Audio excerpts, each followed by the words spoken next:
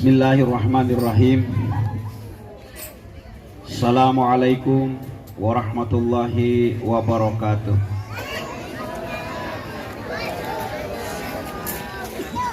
Jelas Pak? Ibu-ibu bisa dengar Bu? Assalamualaikum warahmatullahi wabarakatuh.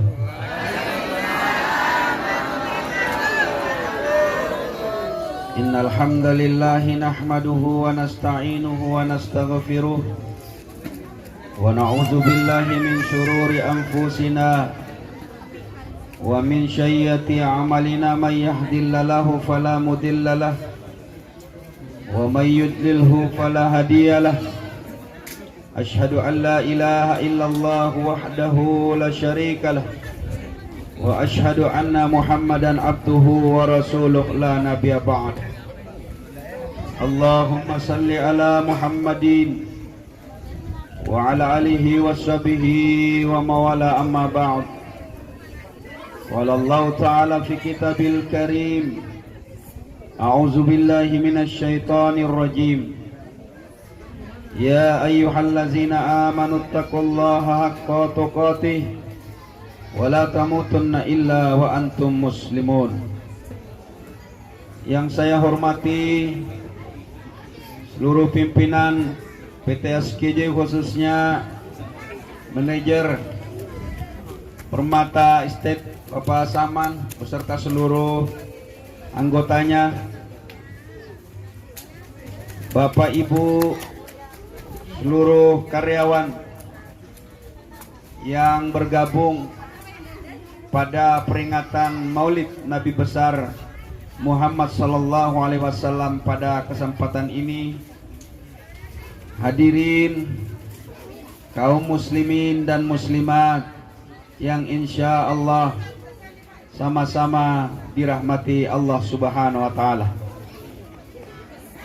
Mari kita bersyukur atas izin Allah subhanahu wa ta'ala, atas limpahan rahmat karunia, hidayah, petunjuk yang sampai dengan detik ini memberikan banyak kenikmatan kepada kita sekalian, khususnya nikmat Islam, nikmat iman, nikmat sehat, nikmat waktu luang, sehingga kita bisa bersama-sama bermuajahah, berkumpul di tempat ini dalam rangka memperingati Maulid Nabi besar Muhammad sallallahu alaihi wasallam, yang mudah-mudahan dengan peringatan Maulid Nabi besar Muhammad sallallahu alaihi wasallam ini akan semakin menambah kecintaan kita kepada baginda Rasulullah Muhammad sallallahu alaihi wasallam. Berselawat pula kita kepada beliau, berkat perjuangannya, pengorbanannya, mujahadahnya, Islam akhirnya sampai kepada kita sekalian. Bapak Ibu majelis yang dirahmati Allah subhanahu wa ta'ala, mudah-mudahan 30 atau 40 menit saya masih bisa menyampaikan hikmah Maulid. Ya, kalau minta 2 jam bisa juga, cuma saya khawatir ibu-ibu tidak sanggup kalau berdiri lama mendengarkan ceramah, apalagi siang-siang seperti ini, bawaannya pasti ngantuk. Ya, panas seperti ini pasti gerah. Kalaupun ibu tahan sampai 2 jam, saya khawatir justru tidak tahan sekalipun 1 jam. Karena suara ini sudah hampir-hampir habis. Ini merupakan titik yang ke-11 di bulan Maulid pada tahun ini. Terima kasih kepada pimpinan PT SKJ ya, dan khususnya kepada manajer yang masih memberikan kesempatan yang kedua.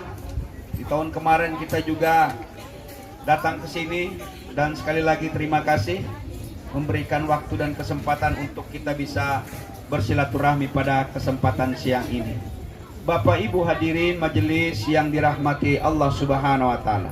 Peringatan Maulid Nabi besar Muhammad sallallahu alaihi wasallam yang kita peringati pada hari ini, ada dua hal yang ingin kita sampaikan.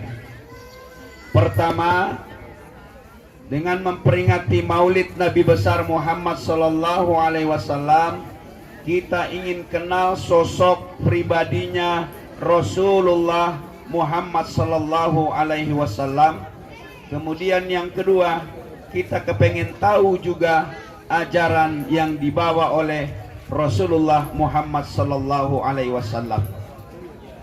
Memperingati Maulid ini bukan yang pertama kita lakukan. Hampir setiap tahun terulang kita memperingati Maulid Nabi, kelahirannya manusia agung, manusia mulia, manusia yang sama juga seperti kita. Memang tidak ada bedanya, karena untuk mencontoh setiap apa yang dicontoh itu harus sama sejenis. Misal, kalau kita ingin mencontohkan kambing, maka kambing anak-anaknya lah yang mencontoh kambing. Ayam, untuk mudah mencontoh ayam, maka anak-anak ayam lah yang mencontohnya. Karena apa? Mustahil kalau kambing itu bisa berkokok. Begitupun juga ayam, mustahil dia bisa ngembek. Artinya, ini sebagai alasan kenapa Rasulullah dijadikan contoh, dijadikan teladan, karena sama seperti kita, dia adalah orang, dia adalah manusia yang sama kehidupannya seperti kita juga. Cuma yang menjadi perbedaan, Rasulullah adalah manusia pilihan, manusia yang tidak sama sebagaimana manusia biasa. Rasulullah itu memiliki kelebihan-kelebihan, memiliki keunggulan-keunggulan yang tidak sama dengan kita manusia biasa, sehingga sangat pantaslah dia dijadikan suri toladan, dijadikan contoh yang baik. Sebagaimana kata Allah dalam Al-Quran, laqad kana lakum fi rasulillahi uswatun hasanah. Contoh yang baik, suri toladan terdapat di dalam diri Rasulullah Muhammad sallallahu alaihi wasallam. Manusianya sama, tapi bobotnya, bibitnya itu beda. Kalau Rasulullah itu ludahnya saja punya manfaat. Ludahnya saja punya manfaat.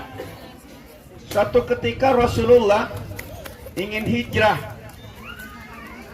lalu kemudian ingin masuk ke Gua Sur. Ketika ingin memasuki Gua Sur, Abu Bakar izin kepada Rasulullah, "Ya Tuhan, saya ingin duluan turun ke Gua Sur." "Ngapain?" kata Rasulullah.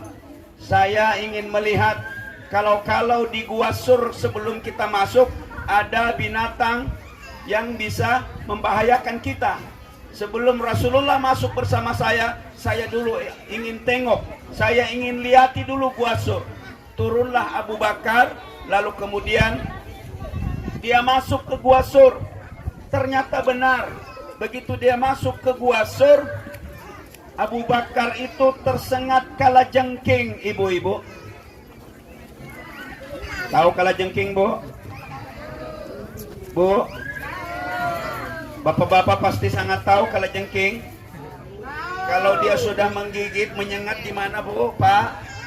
Pasti sakit. Abu Bakar begitu tersengat, bukan main rasa sakitnya. Begitu dia sampai dari Gua Sur, lalu kemudian diajaklah oleh Rasulullah kemudian masuk. Setelah di dalam gua, lalu kemudian Abu Bakar diam saja. Diam, gemetar. Kenapa? Karena menahan rasa sakit sengatan kalajengking yang menggigitnya. Rasul menanya, "Abu Bakar, engkau emangnya kenapa?" Kok seperti orang pucat, seperti orang ketakutan, seperti orang kesakitan? Enggak apa-apa Rasul. Dia enggak mau ngomong kalau dia digigit kalajengking. Akhirnya dipaksa oleh Rasulullah. Kau ngomong saja, ada apa denganmu? Akhirnya Abu Bakar pun bercerita, betul Rasul, saya tadi begitu turun ke Gua Sur digigit kalajengking. Ini tangan saya bengkak. Sudah gemetar Abu Bakar, sudah merasa kesakitan beliau. Tapi begitu Abu Bakar menyampaikan kalau dia digigit kalajengking, kata Rasulullah, kenapa tidak bilang dari tadi? Saya tidak mau merepoti Tuan, saya tidak mau mengganggu Tuan, sehingga saya tahani saja rasa sakit ini. Tapi karena Tuan memaksa untuk memberitahu, ya saya kasih tahu kalau ternyata saya ini digigit kalajengking. Coba lihat kata Rasulullah. Begitu Rasulullah melihat tangan Abu Bakar yang tergigit oleh kalajengking, apa yang dilakukan oleh Rasulullah? Membaca Bismillahirrahmanirrahim, lalu kemudian diludahi oleh beliau, langsung sembuh dan tidak ada rasa sakit lagi, dan Abu Bakar sembuh seketika. Itu ludahnya Rasul, Bu. Ludahnya Rasulullah. Kira-kira kalau ada yang kerja sawit lalu kemudian kegigit ular, ludah siapa yang kita cari? Datang ke rumah Pak Manajer. Sama ludahnya tapi beda fungsinya. Kenapa? Rasulullah dilebihkan oleh Allah Subhanahu wa Ta'ala. Itu dari sekian banyak kelebihan dan keunggulan daripada Rasulullah Muhammad sallallahu alaihi wasallam. Sama manusianya, tapi bibit, bobot dan bebetnya berbeda. Ludahnya saja itu beda dengan kita. Keringat Rasul, Ibu, dulu belum ada parfum sebagaimana yang hari ini. Macam-macam wangi-wangian bisa kita pakai. Tapi dalam riwayat Rasulullah itu harum dan wangi keringatnya selalu dicari, selalu dinantikan para sahabat. Dan ini harus kita yakin bahwa benar adanya. Karena Rasulullah itu siapa yang menjaga, siapa yang merawat, siapa yang memelihara? Allah Subhanahu wa Ta'ala. Karena Rasulullah dilahirkan dalam keadaan yatim, dia sudah tidak punya ayah. Nanti setelah umur masih bayi, masih kecil, ibunda tercinta Aminah ini juga sudah meninggal dunia. Maka kalau dia dibesarkan oleh keluarganya, tidak ada alasan. Karena yang memelihara, yang melindungi, yang menjaga, yang membimbing adalah Allah Subhanahu wa Ta'ala. Adapun kakeknya yang sebagai orang yang disegani, orang yang dihormati, tetapi ini pun juga tidak lama meninggal dunia. Bahkan paman yang selalu berjuang, yang selalu melindungi, itu pun juga tidak lama. Nah, Bapak Ibu hadirin majelis yang dirahmati Allah Subhanahu wa Ta'ala, pertanyaannya hari ini, untuk apa kita memperingati Maulid Nabi? Kenapa kok kita repot-repot memperingati Maulid Nabi? Bu, Bapak, bukan gampang ini. Kalau memelintir telur, merebus telur, buat bendera, lalu gantung ada uangnya. Anak saya sudah ngincar-ngincar, Abi boleh enggak uang 50.000 itu untuk saya? Saya bilang, ini biasanya direbutin. Nah, kalau memang diributin katanya, begitu Abi turun ceramah saya langsung duluan ke sana. Jadi sudah daftar dia.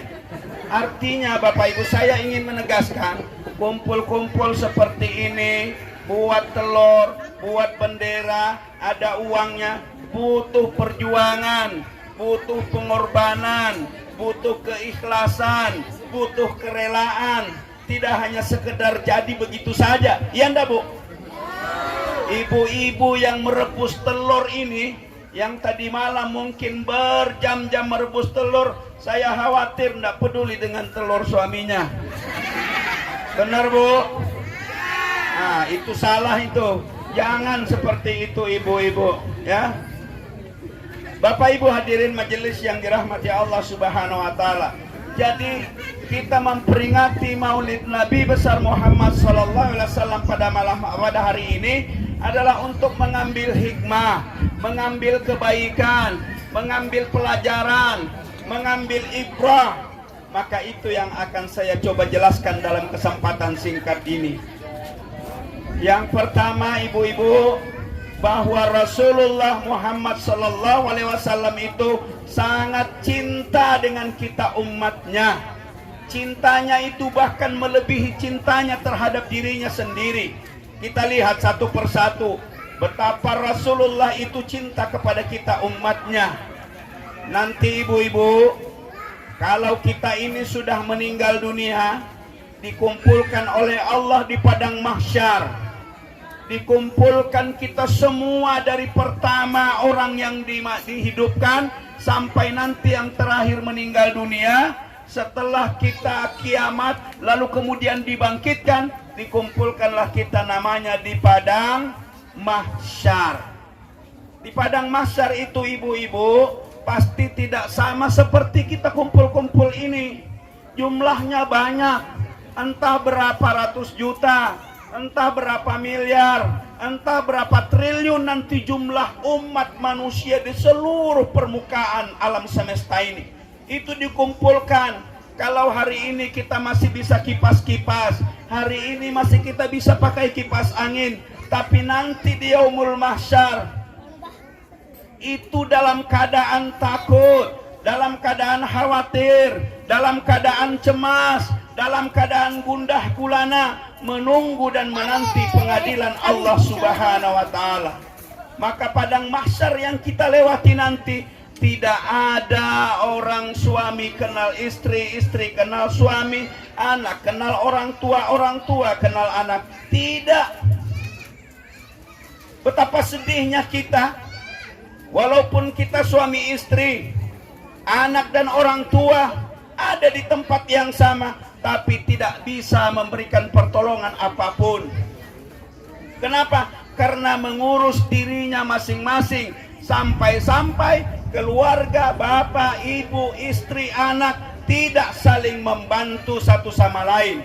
Karena kekhawatiran, karena ketakutan, karena kecemasan, maka yang diurus adalah diri sendiri. Faiza ja'atis sakhah yauma yufirrul mar'u min ahihi wa ummihi wa abihi wa sahibati wa banihi likulli imri'in minhum yauma idzin sya'nu yughni.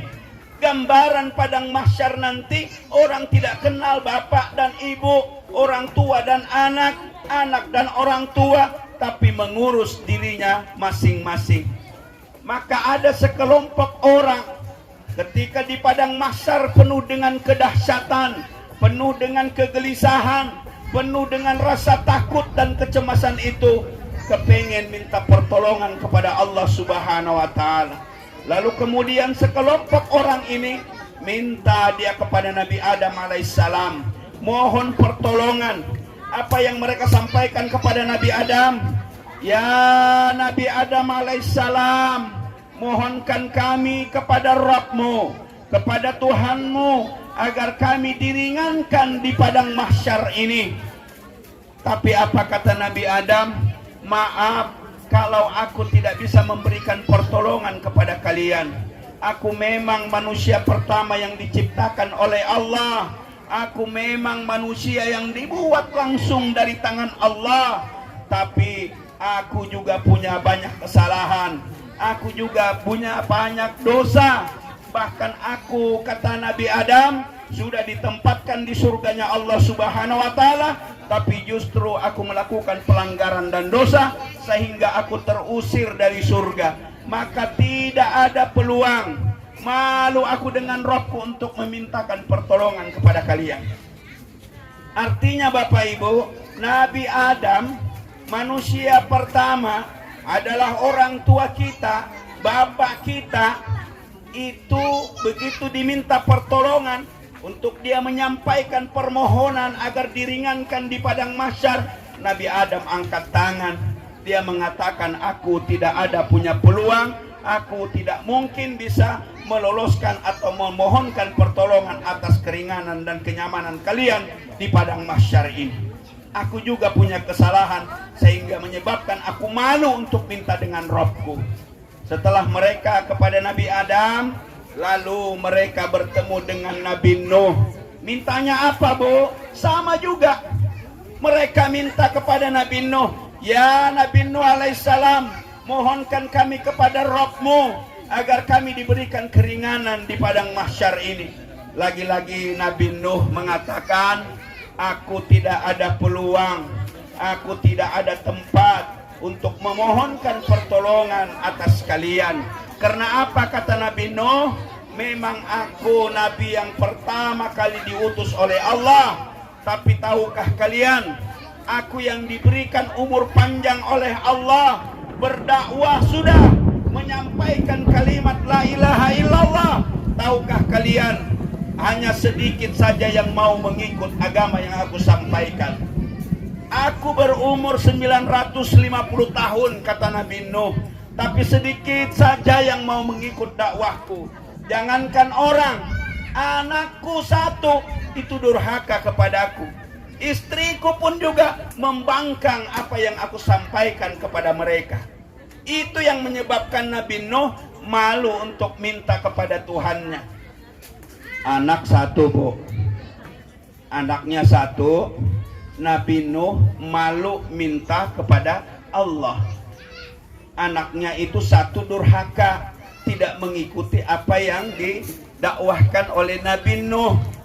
Itu yang menyebabkan Nabi Nuh malu untuk minta dengan Tuhannya. Kita yang hari ini boleh jadi anak kita lebih dari satu. Ibu-ibu pasti ada anaknya lebih dari satu.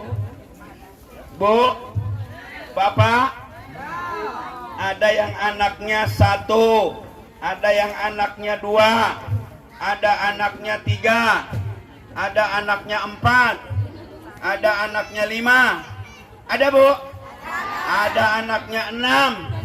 Ada? Ada anaknya 7.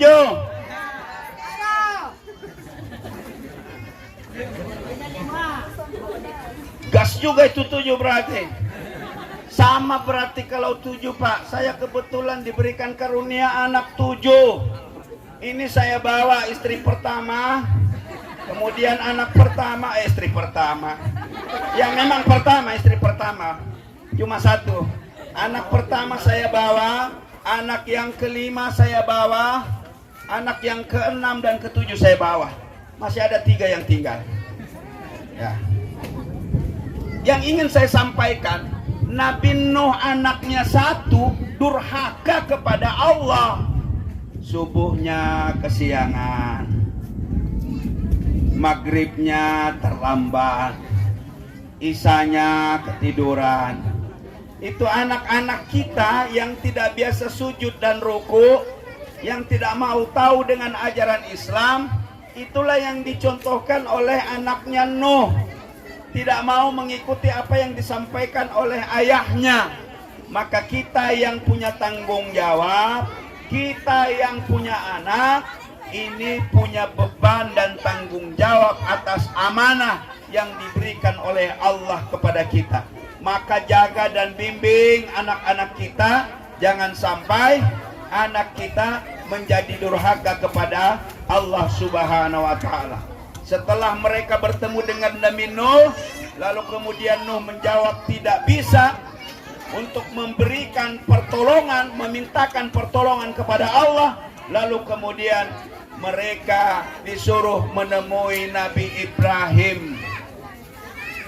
Sama juga Bapak Ibu, ketika dia bertemu dengan Nabi Ibrahim, mereka menyampaikan, ya Nabi Ibrahim alaihissalam, Kami mohonkan kepada Rabb-Mu agar kami diberikan pertolongan, diberikan keringanan, agar kami mudah di dalam menghadapi padang mahsyar ini. Lagi-lagi Nabi Ibrahim menjawab hal yang serupa. Jawabannya apa? Saudara-saudaraku, memang aku ini adalah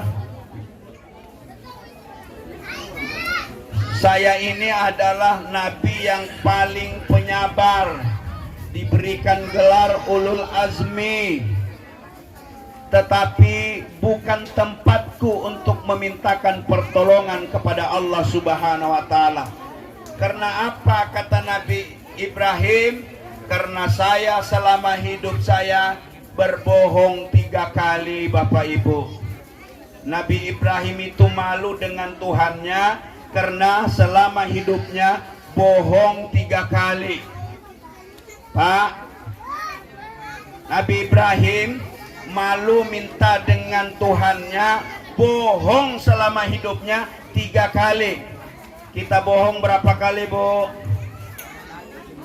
Banyak kali katanya, tak terhitung. Tiada hari tanpa dusta.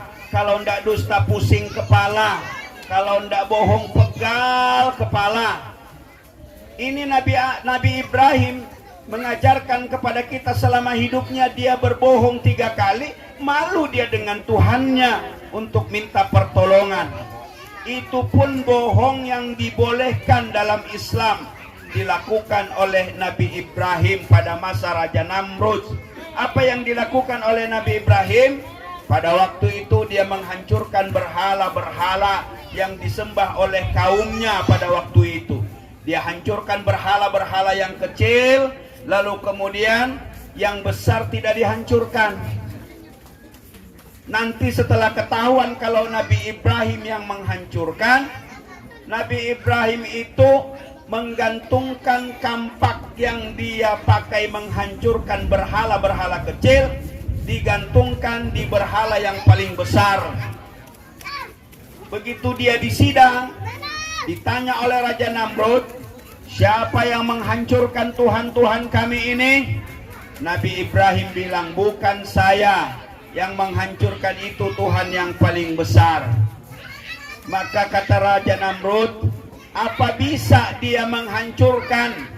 Apa dia bisa menghancurkan Tuhan-Tuhan yang kecil? Disitulah Nabi Ibrahim menjawab, kalau dia tidak bisa mendatangkan mudarat dan manfaat, kenapa kalian jadikan sesembahan? Kenapa kalian jadikan Tuhan?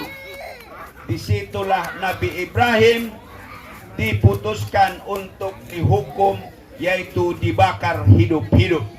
Bukannya Nabi Ibrahim kepanasan, tapi dalam riwayat Nabi Ibrahim justru menggigil kedinginan setelah dibakar oleh Raja Namrud. Nah, Bapak Ibu majelis yang dirahmati Allah Subhanahu wa taala, sampai akhirnya Nabi Ibrahim pun tidak ada peluang untuk memohonkan kepada Allah agar orang yang meminta keringanan di padang mahsyar ini diberikan keringanan. Sampailah akhirnya sekelompok orang ini menemui Nabi Musa, diusulkan seperti diminta seperti itu juga. Nabi Musa pun menjawab hal yang sama, menyampaikan kesalahan-kesalahannya. Lalu kemudian dia datang juga ke Nabi Isa. Nabi Isa pun menjawab hal yang serupa. Tapi tahukah kita Bapak Ibu, begitu sekelompok orang ini bertemu dengan Nabi kita Muhammad sallallahu alaihi wasallam, belum mereka ngomong apa-apa, Rasulullah langsung seolah-olah sujud di hadapan Allah Subhanahu wa taala, sampai kemudian Allah mengatakan, ya kekasihku Muhammad sallallahu alaihi wasallam, apa yang engkau minta?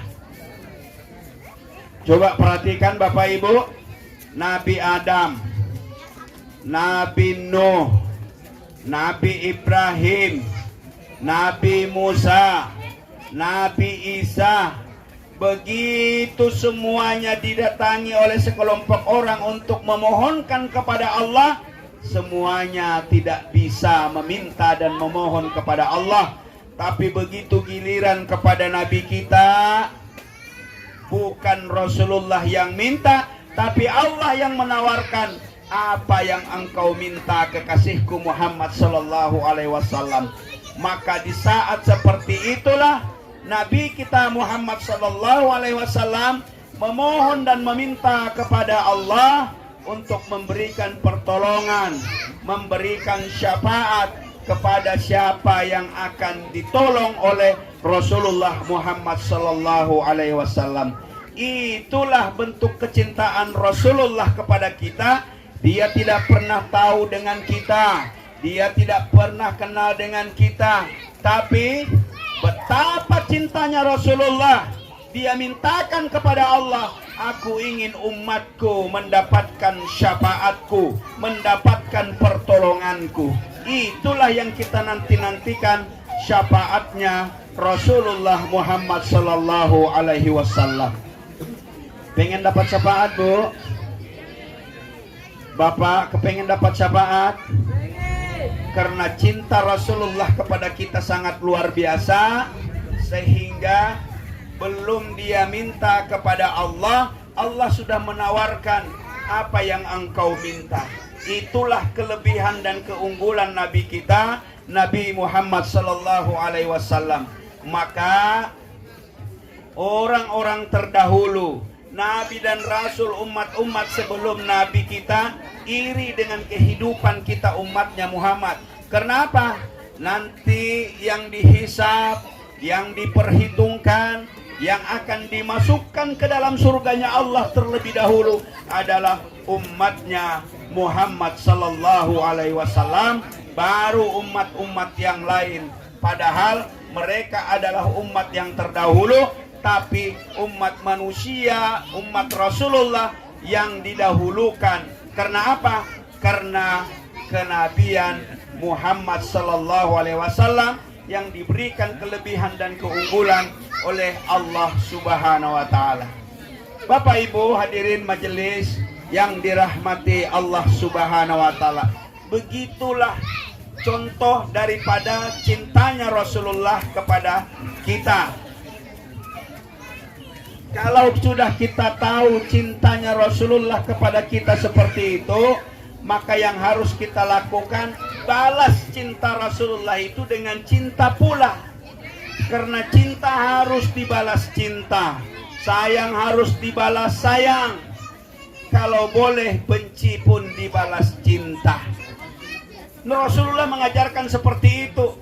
Karena Rasulullah sekalipun dia dibenci, tetap dia sayang kepada siapapun termasuk lawannya. Rasulullah sebelum hijrah ke Taif, sebelum hijrah ke Madinah, apa yang dilakukan oleh Rasulullah? Rasulullah itu mendatangi kota Taif, kota di mana dia pernah disusukan oleh Halimatus Sya'diyah. Begitu Rasulullah mengharapkan ada hubungan komunikasi yang baik, lalu kemudian dia berdakwah ke kota Taif. Tapi apa yang menjadi sambutan orang-orang Taif? Rasulullah dilempar, Rasulullah dicaci maki, Rasulullah macam-macam yang dilakukan oleh penduduk negeri Taif, sampai berdarah beliau berdakwah di Taif yang berharap di Mekah sudah tidak kondusif. Sebelum dia hijrah ke Madinah, dia berdakwah dulu ke Taif dengan harapan ada sambutan warga. Tapi ternyata justru di Taif dia dilempari kotoran, dilemparin batu, sampai Jibril alaihissalam itu menawarkan kepada Nabi Muhammad sallallahu alaihi wasallam, ya Tuhan, ya Rasulullah, kalau sekiranya engkau mau, kalau sekiranya engkau sudi Tuhan, ini penduduk negeri Taif, aku pindahkan gunung Uhud ke kampung mereka, lalu aku dudukkan gunung Uhud ini dan habislah mereka. Tapi kata Rasulullah apa? Jangan Jibril, ini umatku belum paham, umatku belum ngerti, umatku belum tahu. Rasulullah dalam kondisi seperti itu dia tetap berharap untuk mendapatkan petunjuk dan hidayah daripada Allah Subhanahu wa taala. Padahal Jibril sendiri itu sudah menawarkan, bagaimana gunung Uhud aku pindahkan ke negeri Taif ini, lalu aku dudukkan dan habis mereka, katanya. Kenapa? Karena Jibril itu melihat Rasulullah sudah sampai berdarah kena lemparan batu penduduk Taif, sehingga greget juga melihat kondisi warga Taif. Tapi lagi-lagi kasih sayangnya Rasulullah kepada umatnya itu tidak dilakukan. Bahkan dia berdoa, semoga penduduk negeri Taif ini diberikan kepahaman, diberikan petunjuk oleh Allah Subhanahu wa taala. Itulah betapa Rasulullah mencintai kita umatnya. Kalau kita, Pak, disuruh, ditawarkan untuk kita balas dendam, melakukan balas dendam orang yang sudah nyakitin kita, orang yang sudah ngolok kita, orang yang sudah menzolimi kita, orang yang sudah mencurangi kita, orang yang sudah melakukan apa saja dengan kita, baru ditawarin seperti itu, tidak nolak kita itu. Pasti kita akan melakukan pembalasan. Tapi Rasulullah tidak lakukan. Karena apa? Seperti itulah karakter dan tabiat sifatnya Rasulullah Muhammad sallallahu alaihi wasallam. Itulah deretan dari sekian banyak kecintaan Nabi kita Muhammad sallallahu alaihi wasallam kepada kita umatnya. Jelas, Bu? Jelas, Pak? Kita yakin bahwa Rasul itu sangat cinta dan sayang kepada kita umatnya. Maka yang menjadi PR kita, kita sudah yakin, kita sudah tahu bahwa Rasulullah begitu cintanya kepada kita, maka giliran kitalah untuk mencintai Rasulullah Muhammad sallallahu alaihi wasallam. Bagaimanakah bentuk cinta kita kepada Rasulullah? Salah satunya di antara sekian banyak yang dapat kita lakukan, memperingati Maulid Nabi besar Muhammad sallallahu alaihi wasallam seperti ini. Jadi kalau hari ini kita berkorban telur, hari ini kita berkorban tenaga, hari ini kita berkorban tenaga pikiran, hari ini kita berkorban waktu, bekerja kita terbuang, istirahat kita terkuras, maka itu belumlah apa-apa dibanding bagaimana Rasulullah memberikan yang terbaik bagi kita umatnya. Bapak Ibu majelis yang dirahmati Allah Subhanahu wa taala, maka sebagai bentuk kecintaan kita kepada Rasulullah, sebagai balik cinta kita kepada Rasulullah, yang pertama, ingat selalu Rasulullah. Setidak-tidaknya kalau kita cinta dengan Rasulullah, maka semakin banyaklah kita menyebut namanya. Kalau kita sudah mencintai seseorang, pasti kita akan menyebut nama orang yang kita cinta. Ibu-ibu cinta dengan suaminya, Bu? Bu, cinta dengan suaminya? Bapak-bapak cinta dengan istrinya? Berapa kali sehari disebut nama ibu? Berapa kali bapak menyebut nama istri?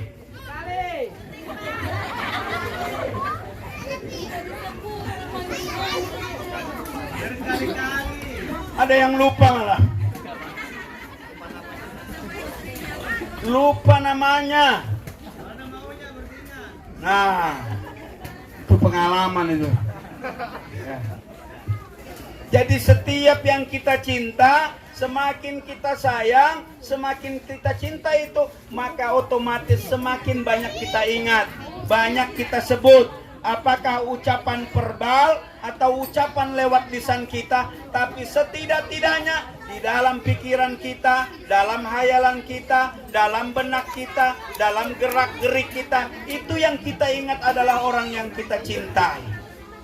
Nah, kalau hari ini ibu-ibu, bapak-bapak yang di pikirannya, Yang ibu mencintai suami, si suami mencintai istri, lalu kemudian di benak pikirannya, digerak-geriknya, setiap langkahnya, lalu kemudian yang diingat bukan istri dan suaminya, ada apa itu?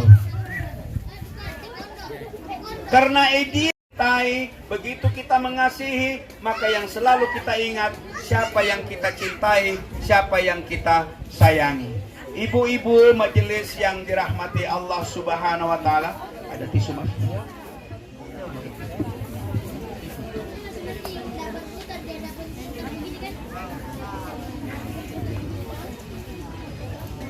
Bapak Ibu yang dirahmati Allah Subhanahu wa taala.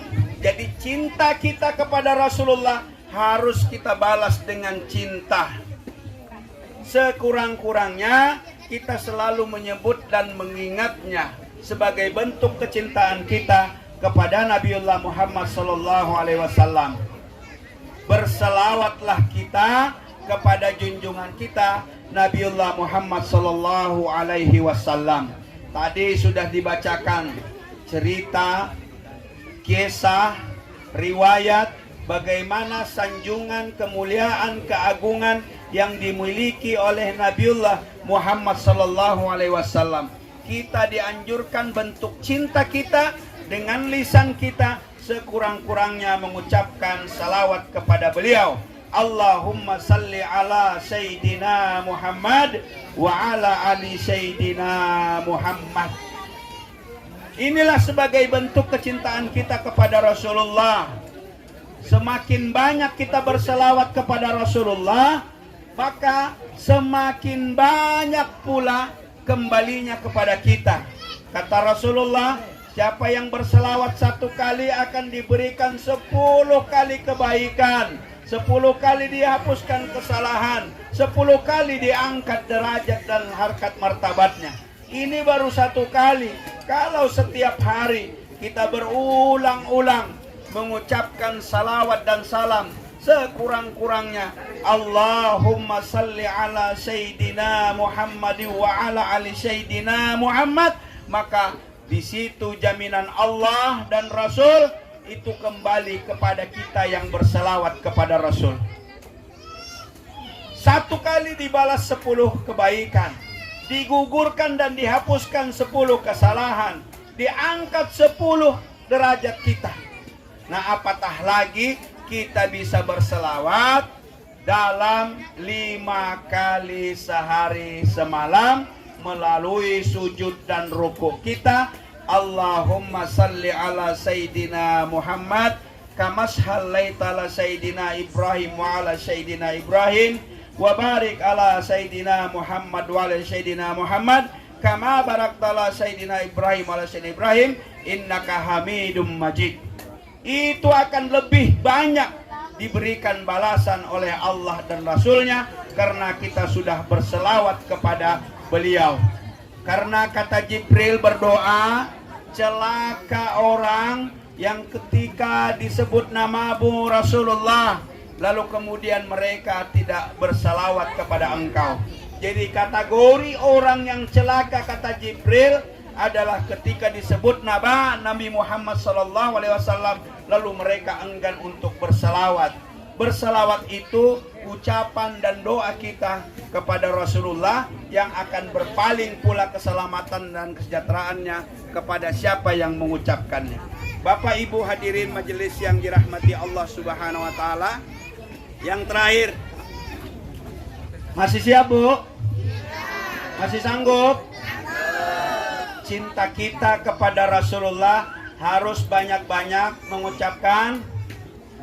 mengucapkan salawat. Sebaik-baik salawat yang kita ucapkan, salawat di dalam sholat. Yang kedua, rasa gembira kita menyambut daripada peringatan Maulid kelahiran Rasulullah ini juga bagian bukti kecintaan kita kepada beliau. Menggembirakan hati. Coba kita yang hadir ini, insya Allah mudah-mudahan semuanya senang bisa bertemu antara Said, bisa bertemu antara karyawan, bisa bertemu dengan para pimpinan, bisa bertemu dengan sanak keluarga. Ini kegembiraannya sangat luar biasa. Ketika kegembiraan itu ikhlas karena Allah Subhanahu wa Ta'ala. Jangan tidak nyaman hadir karena undangan pimpinan. Jangan hadir karena tetangga sebelah juga hadir. Boleh juga itu bisa, tapi luruskan seketika bahwa hadirnya kita dengan memperingati maulid untuk mendapatkan ganjaran daripada Allah dan Rasulnya. Sehingga tidak ada yang sia-sia kita lakukan. Semoga rizki, tenaga, uang, pikiran yang kita hari ini berikan, mudah-mudahan akan diberikan keberkahan oleh Allah Subhanahu wa Ta'ala. Bapak Ibu hadirin majelis yang dirahmati Allah Subhanahu wa Ta'ala, Rasulullah itu contoh yang baik dalam kehidupan kita. Dia merupakan teladan, diabadikan oleh Allah. Laqad kana lakum fi Rasulillahi uswatun hasanah. Dan dimensi kehidupan Rasulullah itu tidak hanya dia sebagai seorang nabi, tapi Rasulullah itu hampir semua dimensi kehidupan dia bisa mencontohkan. Dia contoh sebagai suami karena dia punya anak dan istri. Dia pemimpin. Dia pemimpin karena dia adalah yang bisa memimpin daripada negara. Dia sebagai seorang politikus, dia sebagai seorang jenderal perang, dia sebagai guru, dia sebagai seorang pendidik, dia sebagai hampir semua dimensi kehidupan dapat dijadikan contoh dalam diri Rasulullah Sallallahu Alaihi Wasallam. Nah, mudah-mudahan Bapak Ibu kita semua di dalam peringati Maulid Nabi besar Muhammad Sallallahu Alaihi Wasallam ini untuk bisa meneladani dan mencontoh akhlaknya Rasulullah Muhammad Sallallahu Alaihi Wasallam. Akhlak Rasulullah yang diajarkan, yang pertama akhlak kita kepada Allah Subhanahu wa Ta'ala. Apa akhlak kita kepada Allah?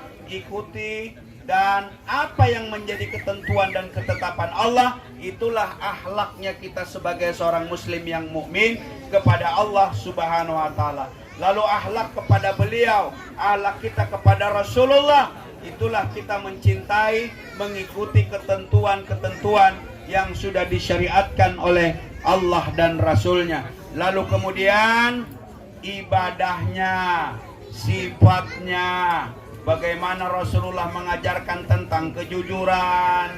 Ini juga bagian daripada apa yang dimiliki oleh Rasulullah, harus kita upayakan untuk bisa mencontoh, untuk kita meneladani, sehingga dimanapun kita berada, dalam situasi apapun kita, ketika kita menyandarkan keteladanan kepada Rasulullah, insya Allah Allah akan memberikan keberkahan hidup kita di dunia maupun di akhirat kelak nantinya.